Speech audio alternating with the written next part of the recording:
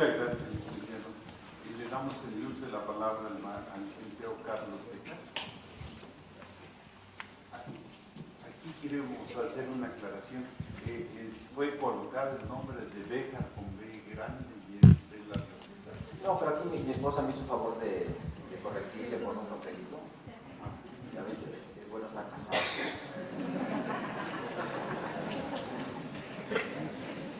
Buenas tardes, maestra, con su permiso, compañeros panelistas.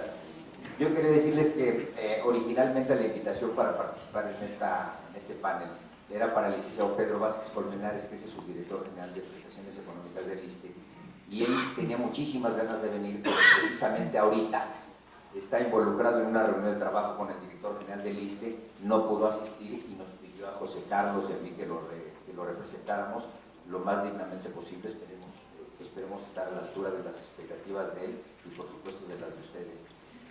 Todo lo que comenta José Carlos son, digamos, las grandes causas, las causas que obligaron a establecer un cambio en la ley del ISSSTE, las causas macroeconómicas y de otro tipo sociales que obligaron al Estado a diseñar un nuevo sistema de seguridad social, de tal forma que nos despertamos el 1 de abril del año 2007 con la noticia de que teníamos que elegir entre dos regímenes pensionarios, porque teníamos una nueva ley del ISSSTE. Permítanme platicarles un poquito de qué dice en grandes rasgos esta ley. Para empezar dice, bueno, déjenme empezar por otro lado. Cuando diseñamos esta conferencia, supimos que era una conferencia que teníamos que dar a alumnos, a personas que trabajan, que estudian en la escuela de la universidad abierta, pero que al mismo tiempo la convocatoria había sido para trabajadores. Entonces esta disyuntiva, digamos, esta necesidad de vincular el trabajo académico con la información práctica para que el trabajador tome la elección, nos obligó a hacer lo que espero que les sirva tanto a los estudiantes como a los trabajadores. De todas maneras, los trabajadores alguna vez serán estudiantes, entonces esto supongo que nos servirá a todos. El 1 de abril del 2007 nos despertamos con una nueva ley del ISSSTE que reconocía tres tipos de personas. Los pensionados en curso de pago, es decir, las personas que ya gozaban de una pensión, que hoy gozan de una pensión, para ellos no hay absolutamente ningún cambio, no hay absolutamente ninguna decisión que tomar, sus pensiones seguirán ellos cobrándolas cada mes como hasta la fecha lo han hecho, seguirán incrementándose esas pensiones año con año, me parece que es el mes de febrero, conforme al índice nacional de precios al consumidor, seguirán disfrutando de sus servicios médicos, de sus servicios de salud, de sus medicinas en el ISSSTE. Ojalá, por supuesto, las medicinas y los servicios médicos del ISSSTE algún día se mejoren y gocen decir gocen, es por no encontrar otra palabra, pero muchas veces sufran sus servicios de salud en el ISSSTE.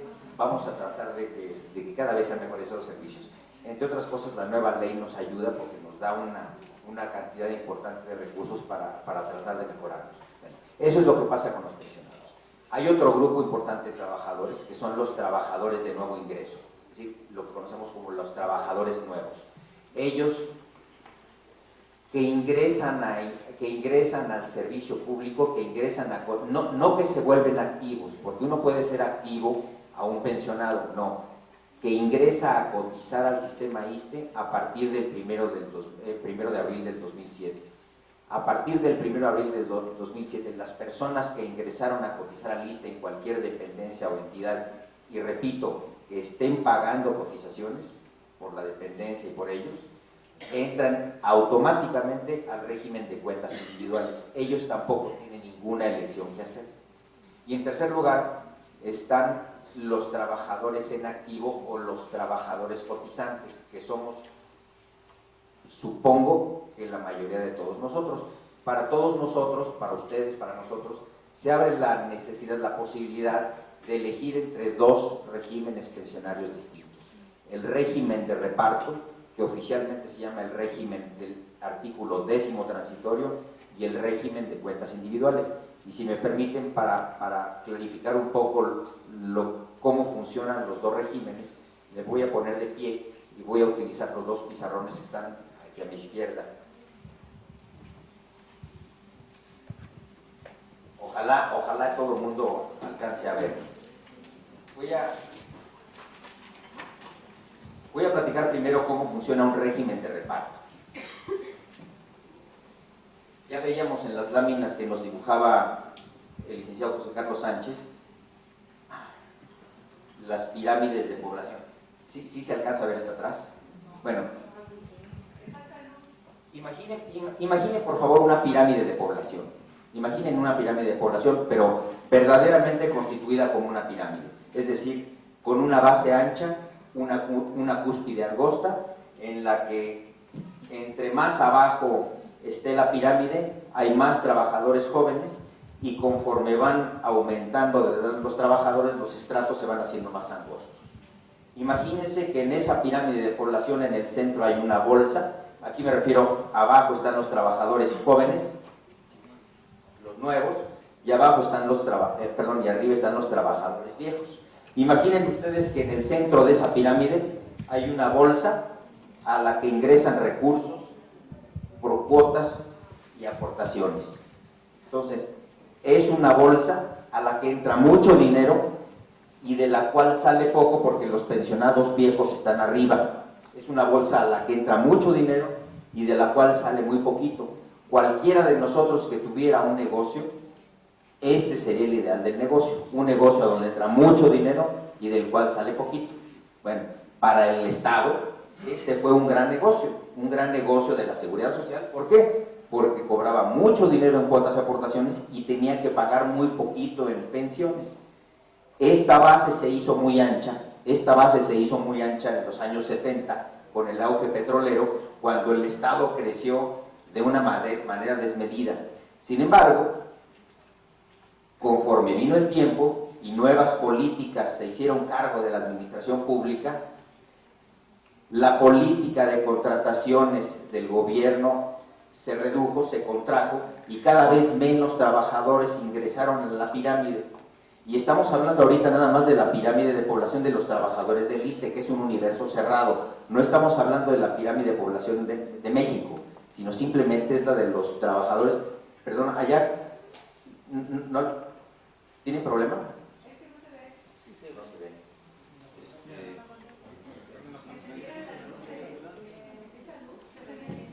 Pues si allá atrás pudieran ayudarnos a encender la luz, a lo mejor ayuda. Bueno, ok, entonces sigamos. Pero ¿qué pasó? ¿Qué pasó? Cuando se contrajo la política de contrataciones del gobierno federal, esta pirámide dejó de hacerse ancha y todos los trabajadores que ingresaron al sistema en los años 70 se fueron haciendo viejos. Aquí se recortó. Y entonces esa pirámide se volvió en un cuadrado, en una cazuela, en donde los trabajadores viejos comenzaron a estar arriba. Entonces, ¿qué sucedió? Que cada vez proporcionalmente los ingresos al sistema, los ingresos me refiero financieros, eran menores y las salidas fueron cada vez mayores.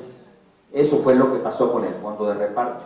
Entonces, cuando ustedes escuchen que el ISSSTE está en riesgo de quebrar, no lo crean, eso no es cierto. El ISSSTE quebró hace mucho tiempo. El ISSSTE quebró alrededor de 1990 y tantos, cuando tuvo que recibir el primer peso de subsidio. Solo el año pasado el ISSSTE recibió en subsidios 50,000 millones de pesos, nada más para pagar las pensiones, sin contar el subsidio que recibió los fondos de salud. Entonces, les repito, no crean cuando les dicen que el ISSSTE va a quebrar, el ISSSTE quebró desde hace mucho tiempo, desde que recibió el primer peso de subsidio. Bueno, así es como funciona un régimen de reparto, y es digamos, esa es una de las elecciones que tendrán que tomar. Es lo que en la hoja de elección se llama décimo transitorio. Otro de los sinónimos para décimo transitorio es la mal llamada vieja ley. Uno no puede optar por la vieja ley porque la vieja ley está abrogada. Le decimos vieja ley porque arrastramos la expresión de lo que pasó con la ley del IMSS. Cuando uno se jubila en el IMSS, en el régimen del apartado A, al final de su vida laboral le preguntan, ¿te jubilas con la nueva ley o con la vieja ley? Y por eso arrastramos nosotros el término vieja ley, pero esto para nosotros no es correcto. Lo correcto es décimo transitorio, otro sinónimo es régimen solidario o régimen de reparto. Siempre que escuchen ustedes esas expresiones se refieren a lo mismo. El nombre oficial, el nombre que van a ver en su papel de elección es décimo transitorio.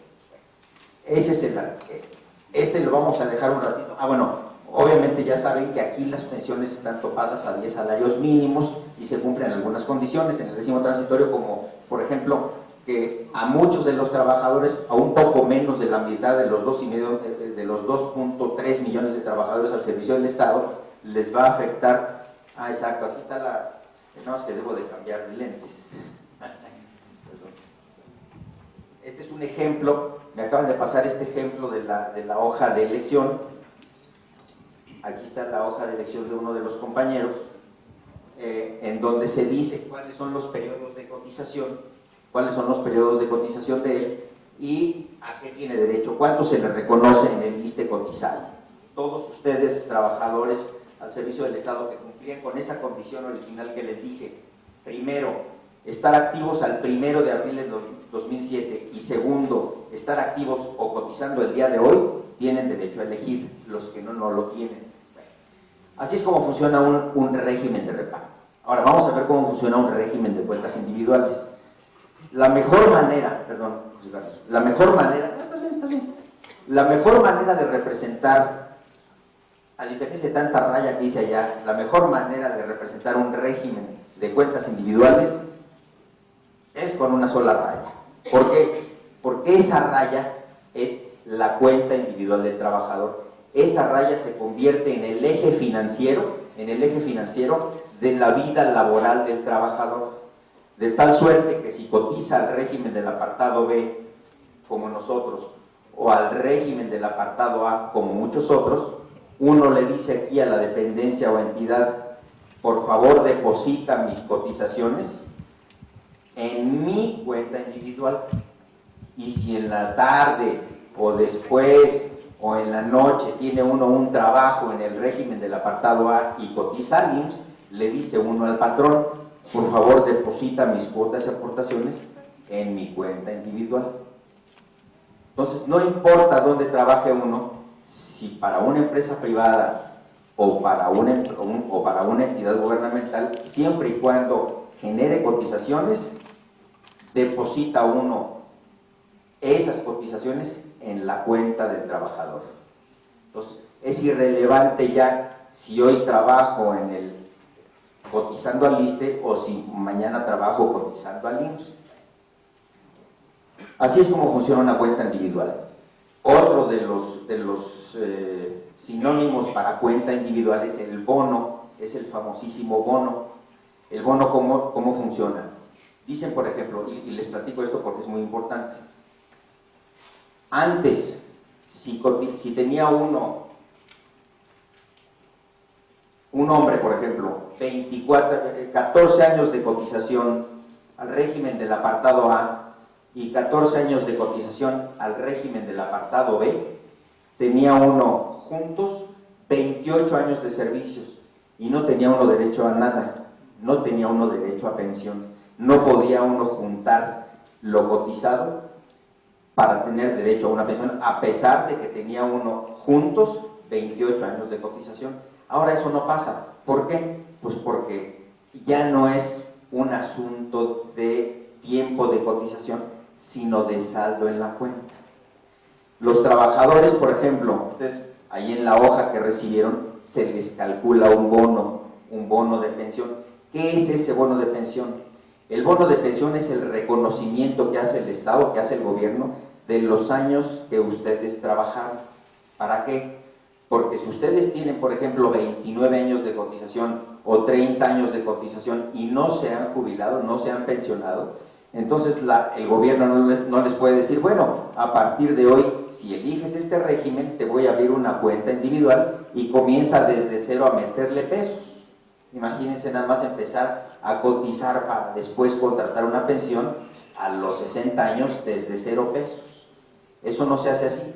Lo que se hace es que el gobierno reconoce el tiempo que ya trabajó uno con un bono de pensión. ¿Y cómo se calcula el bono? Vamos a suponer para que vean la equivalencia entre los dos sistemas, que una persona tiene, la ley anterior decía, la ley abrogada decía que uno generaba derechos pensionarios a los 15 años de cotización. Suponiendo que yo ya tengo 15 años de cotización y que con eso, y que tenía yo un salario, un sueldo básico, siempre que hablemos de sueldo es el básico que tenía, pues sí, seguro no se alcanza a ver hasta acá, aquí dice 6,000 pesos, aquí dice 15 años de cotización.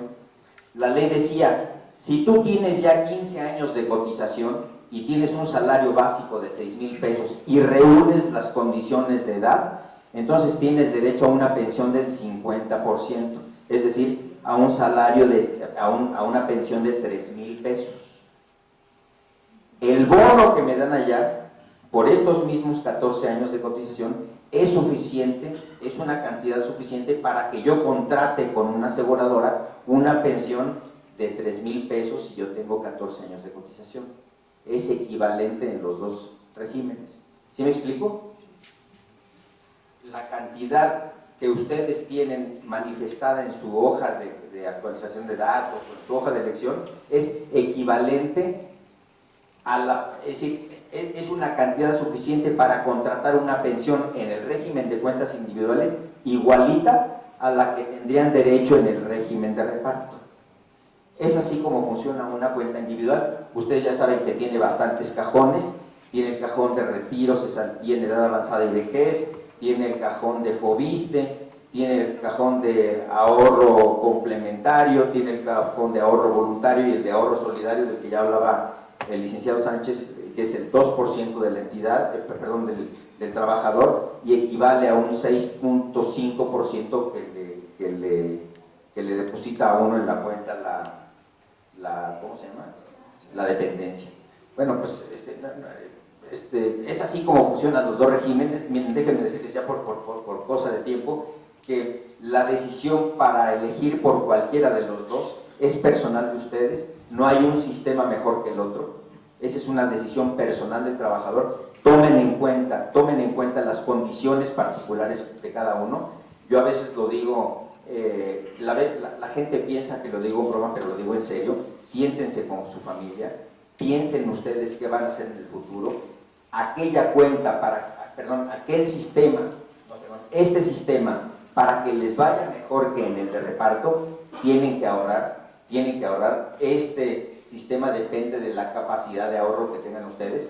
No nada más se sienten a pensar en la pensión como lo que va a pasar con ustedes en el futuro, sino también significa lo que va a pasar con ustedes en el presente. ¿Por qué? Porque si ustedes eligen este régimen y para esto tienen que ahorrar, pues obviamente podrán gastar menos el día de hoy, afecta su presente. Entonces, ese tipo de cosas, tomen en cuenta la edad de la esposa, la edad del esposo, porque el seguro de sobrevivencia también está calculado en base a la edad del cónyuge de los sobrevivientes legales.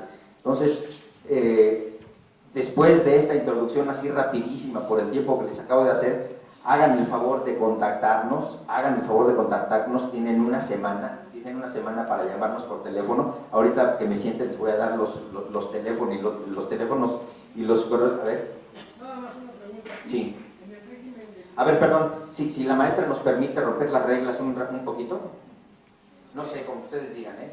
Ya me pasé del tiempo y las reglas son las reglas, yo no sé. Lo que pasa es que para que todos participen requerimos que lo hagan por escrito, porque de lo contrario generamos un caos. Entonces, si ustedes gustan ahorita que termine el maestro, se les pueden hacer todas sus dudas, o sea, atender todas sus dudas y vamos a aclarar algunas. Si es usted tan gentil, pásenmelo por escrito y ahorita se lo pasamos al maestro para que le conteste. Conste que no le saca pie, ¿eh? Es nada más para respetar las reglas. Perdón,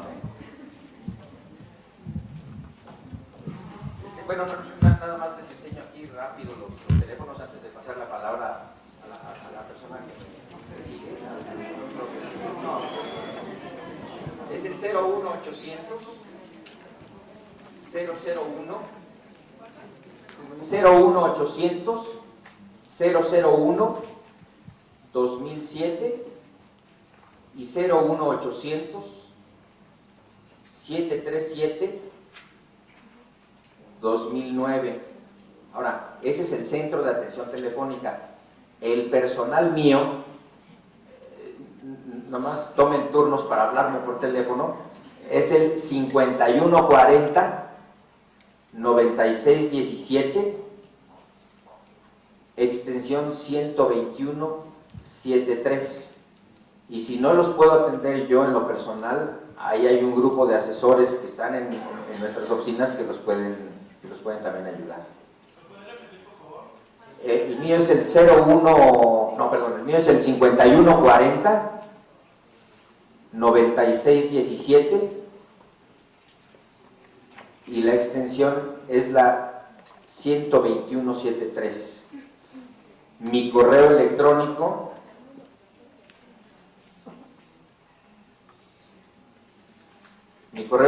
son mis iniciales. A ver si de este tamaño sí se ve. C de Carlos, B chica de Beja, @iste.gov.mx.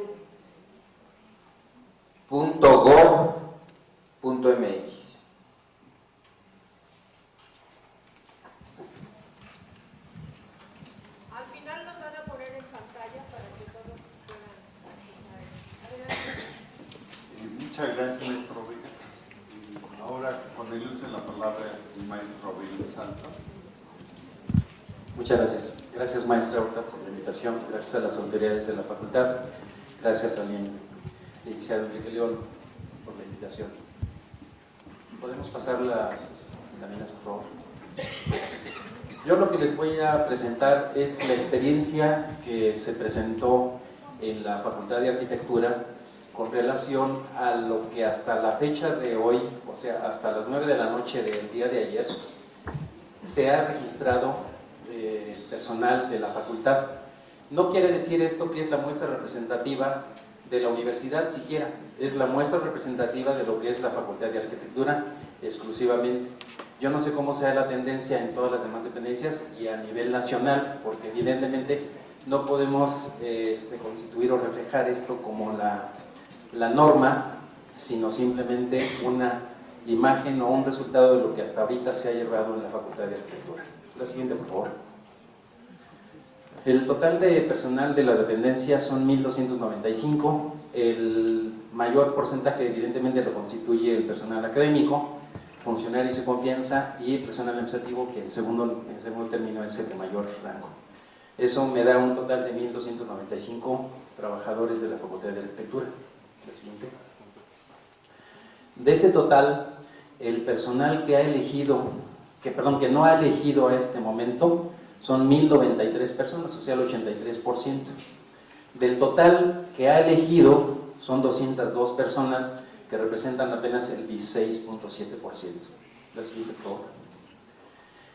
Y de estos 202 personas que han elegido, el 10º transitorio lo constituye 102 personas y el bono de participación son escasamente 100 personas. La siguiente, por favor. La distribución ahora en función a la categoría de cada una de las personas que laboran en la facultad son 176 personas del personal académico, 21 funcionarios y personal de confianza y escasamente 5 de personal administrativo de base o sindicalizado. La siguiente. En cuanto al tipo de régimen, en la elección entre el 10º y el bono, el personal académico pues está muy parejo, ¿no? 92 escogieron el 10º transitorio, 84 el bono. Entre los funcionarios, 8 escogieron el 10º transitorio y 13 escogieron el bono. Del personal administrativo, escasamente 3 del 10º y 2 el bono. Total, 103 personas escogieron el 10º transitorio y 99 el bono. La distribución, aquí ya no pude terminar el trabajo, ayer me desvelé bastante noche, pero evidentemente, y en las conclusiones que les voy a presentar posteriormente, refleja mucho la tendencia, y ya un poco el licenciado Béjar lo había mencionado. Aquí nada más como referencia, hombres 131 personas, mujeres 71, total 202 personas. Lo que ya lo terminé fue la relación que existe entre la antigüedad de los trabajadores con la elección del régimen, pero en la conclusión, si podemos pasar la última. Aquí en la última conclusión, proporcionalmente el personal más antiguo eligió el régimen de bono, ya lo mencionaba el licenciado, y obviamente con relación al del 10º transitorio. Y es muy característico por el hecho de considerar que las personas, que aquí podríamos considerar un promedio de edad, que van de los 50, 60 hasta los 80 años, tenemos un maestro de 92 años de edad y sigue como mago, o sea, no le falla nada. Él, contrario a lo que podría considerarse como la tendencia, eligió el 10º transitorio. Finalmente, y como bien lo mencionaba también el licenciado Béjar, aquí es totalmente de elección, totalmente voluntaria. No hay ninguna recomendación en ese sentido para señalar cuál de los dos regímenes son mejores. Entonces, en ese sentido, creo que se ha comportado la circunstancia de la elección en función a la edad, o va más o menos proporcional a ello. Yo, en lo personal, esas son las conclusiones que yo emito. Por la propia experiencia que a mí me ha llevado a lo largo de este año, a pesar de que inclusive en las dos fechas que se marcaron para el límite de la elección, en las últimas 2 semanas es cuando más personal se ha acercado a la Secretaría para hacer su elección de régimen. Ahorita se me está cayendo mucho el sistema, y porque pues evidentemente a nivel nacional todas las dependencias y entidades están haciendo el registro de los trabajadores. Entonces aquí yo consideraría, existe un desconocimiento muy generalizado, y aquí me atrevería a considerar que, ya de acuerdo a lo que mencionaron las personas que me antecedieron, no son realmente reformas, realmente es una nueva ley, ¿no? O es una ley de lista. Entonces realmente no son reformas, para que no vaya a entrar en controversias con los abogados. Entonces existe un desconocimiento generalizado al respecto. Existe una incertidumbre, evidentemente, y eso es el resultado, pienso yo, de lo que quien no ha elegido a este momento, existe una incertidumbre absoluta respecto, a pesar de toda la información que el ISSSTE ha realizado, los programas los comerciales que se han presentado en televisión, toda la folletería que ha llegado permanentemente a las dependencias.